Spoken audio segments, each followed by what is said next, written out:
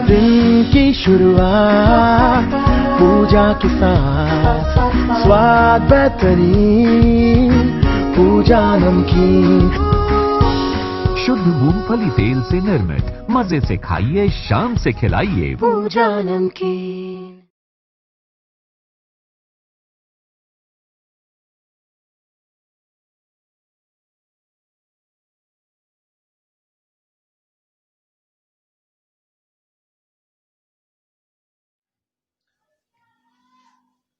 नमस्कार दर्शकों, भारत सरकार द्वारा कोरोना की वैक्सीन जारी करने के बाद में इसका डिस्ट्रीब्यूशन किस प्रकार होगा, सरकार ने गाइडलाइन जारी कर दी है। और सबसे पहले किन किन लोगों को वैक्सीन मिलेगी, इस पर भी गाइडलाइन जारी कर दी गई है।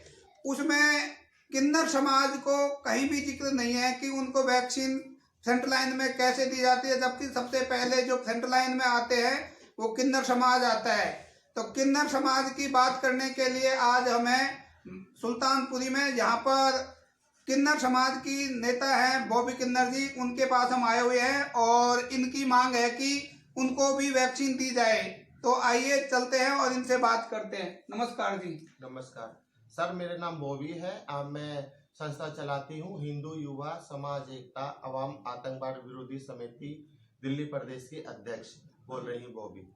तो मैं वैक्सीन के बारे में कहना चाहती हूँ कि सभी क्या मोदी सरकार ने के वैक्सीन जो कि एक जेंट्स के लिए और लेडीज़ के लिए, जो कि इन्होंने कहा कि हम इनको टीका लगाएंगे, जेंट्स लेडीज़ को टीका लगाए। तो हम भी तो इंसान हैं, हम भी तो, हमारे भी तो अधिकार है, हम भी तो हिंदुस्तान में रहते हैं, कहीं ऊपर से थोड़ी ना टपके हैं हम लोग। हम भी तो वोट देते हैं, हम भी तो सरकार बनाते हैं। तो फिर हमारे लिए ऐसा क्यों नहीं, हमारे लिए भी सरकार को हमारे बारे में कुछ सोचना चाहिए। हमारे लिए भी वैक्सीन का कोई ना कोई ऐसी व्यवस्था करनी चाहिए, जो अलग से एक कोई डिपार्टमेंट ऐसा बनाना चाहिए ताकि हम लोगों को भी वैक्सीन लगे। क्योंकि हमारा भी पब्लिक डीलिंग होता है, हम भी पब्लिक में घर घर में घुसते हैं, निकलते हैं, आते हैं, जाते हैं, तो हमारी भी काफी लोगों से पब्लिक डीलिंग होती है। तो मोदी सरकार से ये कहना चाहती है हमारे लिए भी कुछ ऐसा, कुछ नया कोई सिस्टम बनाया जाए ताकि हमें भी वैक्सीन लगाई जाए। अच्छा, इसमें जो वैक्सीन जैसे आपकी मांग है, तो उसमें आपके समाज से इसको लेकर सरकार से कोई मांग रखी गई अभी तक, सरकार या आगे कोई प्लान है? सरकार से सर हमारी क्या यही मांगे हैं, थोड़ी सी जो भी मूलभूत जो सुविधा है, जो हमारे मतलब जो सभी लोगों को मिलती है, वो हमें भी मिलनी चाहिए। हम भी तो इंसान ही हैं। अच्छा, बहुत अच्छी बात आपने कही बॉबी जी कि वाकई किन्नर समाज भी समाज का अंग है। तो जब मर्द और औरतों को लगाई जा रही है वैक्सीन, तो कोरोना से बचाव के लिए किन्नरों को भी लगनी चाहिए, क्योंकि पब्लिक डीलिंग में जनता के साथ मेलजोल उतना ही किन्नरों का, बल्कि कभी कभी तो ज्यादा ही रहता है। लेकिन अब वैक्सीन के लिए क्या आप ये भी डिमांड करना चाहती है सरकार से कि लगाने के लिए जो स्थान है, जैसे कि महिलाओं के लिए इंजेक्शन रूम अलग होता है, पुरुषों के लिए इंजेक्शन रूम अलग होता है, आपकी क्या ये भी डिमांड है कि जी किन्नरों के लिए एक अलग इंजेक्शन रूम होना चाहिए? हाँ जी, क्यों नहीं।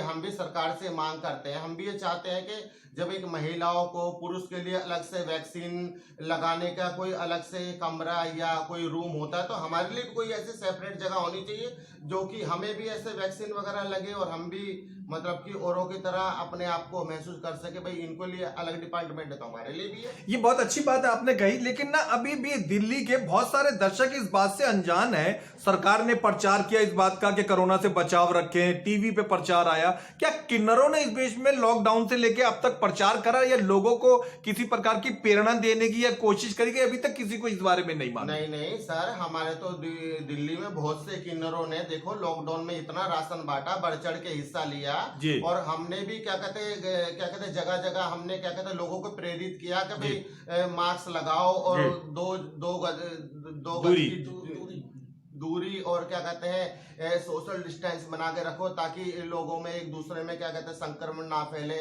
और कोरोना बीमारी के रोकथाम मतलब हो सके।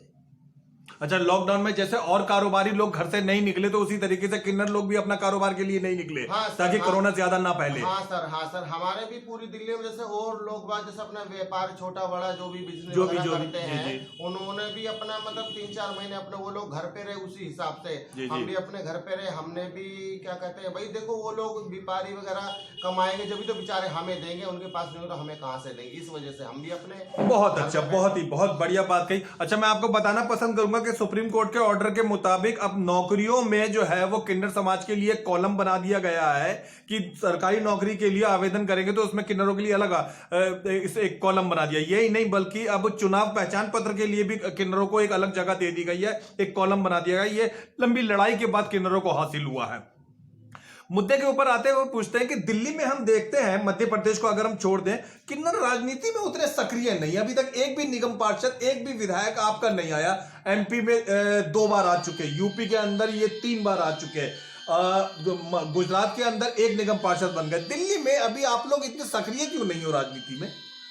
दिल्ली में ऐसा है ना सर, दिल्ली में गुटबाजी चलती है ना, गुटबाजी चलती। लोग हम लोगों को देख के ना थोड़ा सा ये समझते, एक ऐसा समझते हैं जैसे कोई अटपटी चीज हो, अनोखी चीज हो। रोड पे चलते हुए जैसे कोई बावले गांव में उठ नहीं आ जाता, हम लोगों को ऐसा समझा जाता है जैसे कोई मजाक वाली चीज आ गई, ठीक है ना। मगर लोगों ने बतेरे हमारे किन्नर समाज में दिल्ली में ऐसे काम कर चुके हैं जो कि मतलब कि जितना भी हम उनकी सराहना करें कम होगी। तो अगर अच्छी बात है, हमें कोई अगर निगम पार्षद बना देता तो हम तो अपनी पूरी ईमानदारी से अपने काम को अंजाम देंगे और जनता की सेवा ही करेंगे। हमारे क्या कौन से माँ बाप बैठे हैं, हमने तो जनता की ही सेवा करेंगे और उन्हीं की सेवा करेंगे, वही मेरा तो सिद्धांत यही है। आपका कहना है कि अगर कोई भी बड़ी पार्टी किन्नर समाज को टिकट देती है तो वो बेचारे और दूसरों की तरह कोई बेईमानी तो अपने बच्चों को पालने के लिए तो पैसा हड़प करेंगे नहीं, भ्रष्टाचार करेंगे नहीं। यानी एक किन्नर हमेशा एक ईमानदार जनप्रतिनिधि होगा, चाहे वो एमपी हो या निगम पार्षद हो। हाँ जी, तो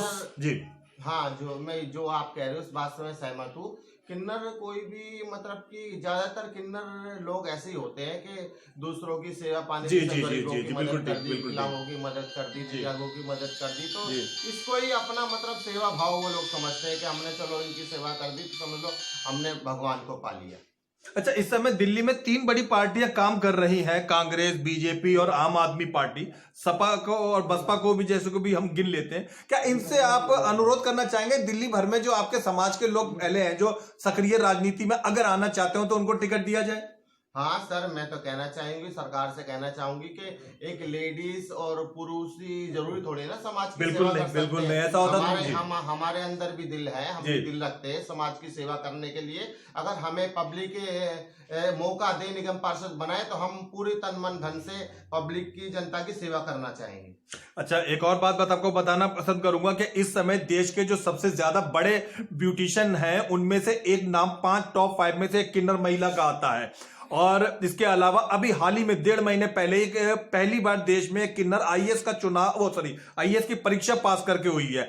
2 मेडिकल डॉक्टर बन चुकी हैं किन्नर महिलाएं। सबसे ज्यादा अच्छी उन्हें पश्चिम बंगाल के अंदर उनको अच्छे नागरिक के तौर पर नौकरी करने तक का दर्जा दिया गया। महाराष्ट्र के अंदर उनको बाकायदा सरकारी नौकरियों पर भी रखा जाने लगा है।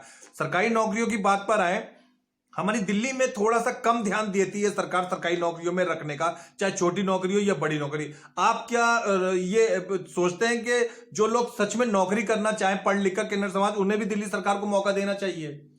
सर, ये तो देखो किन्नर समाज की अपनी अपनी एक थिंकिंग है। अगर वो चाहे जो, तो आपको पता है कि एजुकेशन के ऊपर जो मतलब पढ़े लिखे किन्नर हैं जो, उनको तो सरकार दे ही देती है, अनपढ़ों को थोड़ी ना नौकरी वगैरह कहीं देगी। और मैं तो चाहती हूँ, अच्छी बात है, कोई पढ़ा लिखा है तो उसको अच्छी जॉब मिले, अच्छी नौकरी मिले, बहुत अच्छी बात है। बहुत अच्छी, बहुत बढ़िया वाली बात कही। अब अंतिम प्रश्न के ऊपर आता हूं। कुछ किन्नर अन्य दिखा जा रहा है कि राजनीति में धीरे धीरे सक्रिय हो रहे हैं इसी इलाके के आसपास में कुछ किन्नर। आपको लगता है कि उनको, उनमें योग्यता है कि राजनीति में आ सके? दिल्ली चालू कर दिया। दिल्ली भारत की राजधानी है और आसपास के राज्यों में से किन्नर समाज के कई नेता और चुनाव लड़ चुके हैं, जीत भी चुके हैं, और वो राज्यसभा, विधानसभा में है, और मतलब जो लोकल अथॉरिटी है उसमें भी है।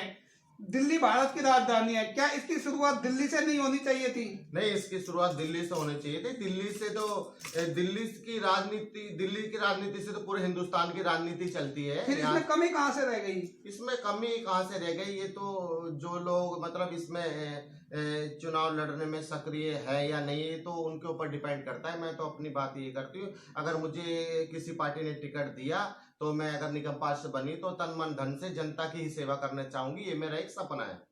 बहुत बढ़िया, बहुत ही अच्छा, बहुत बढ़िया। समय देने के लिए आपका बहुत बहुत धन्यवाद। हो गए, कई हो गए। मैं बॉबी किन्नर, हिंदू युवा समाज एकता अवाम आतंकवादी विरोधी समिति दिल्ली प्रदेश के अध्यक्ष बोल रही हूँ, बॉबी। और मैं सभी देशवासियों से ये कहना चाहूंगी कि नए साल की मेरी तरफ से बहुत बहुत हार्दिक शुभकामनाएं। मैं ये चाहती हूँ कि ये कोरोना हमारे हिंदुस्तान से भागे और जो और भी बीमारी छोटी मोटी चल रही हमारे हिंदुस्तान से सारी बीमारी दूर हो जाए और हमारे सभी देशवासियों का जो भी रोजी रोजगार कोरोना की वजह से जो ठप हो गया था, काम धंधा खूब अच्छा चलने लगे, ताकि हम भी उन्हीं के सहारे हैं, हम भी अपना रोटी रोजगार हम अपना कमा सकें। बहुत बढ़िया, बहुत बहुत धन्यवाद।